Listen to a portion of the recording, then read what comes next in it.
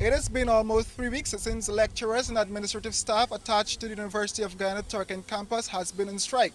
But one would have think that the intervention of the President and the Minister of Labour would have been needed. Up to now, this has not been so. It was 2 days ago that the Chief Labour Officer, Mr. Charles Ogle, had wrote this administrative staff condemning the industrial action. Ogle in the letter said that this action could have been avoided.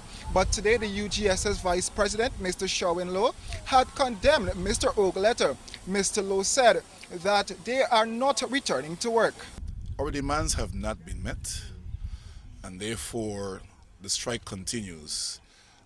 We are hoping that the Chief Labour Officer would have done his duty and would have taken up the responsibility to mediate terms of resumption. Normally, that is the practice where the Chief Labour Officer brings the parties to the table to discuss terms of a reduction.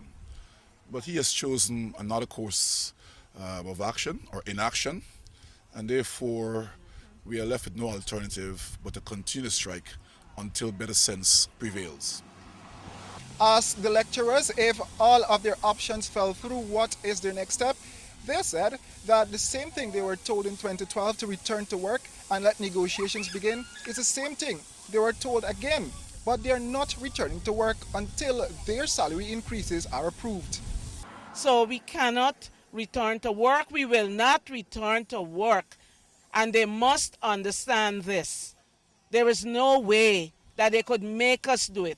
As a matter of fact, as far as I'm concerned, I think that lecturers and students should seek alternatives to receiving mediocre education at the University of Guyana. There are other universities in the region, maybe they can go there. And the lecturers have options. All the lecturers who have masters and PhDs have options. So don't let them think that we are without options and that we are back to the days of slavery where the massa is working for the large amount and the slaves are working to support their lifestyles. We're not into that. We're not doing that. We're not going back there. For HGP Nightly News, I am Royden James.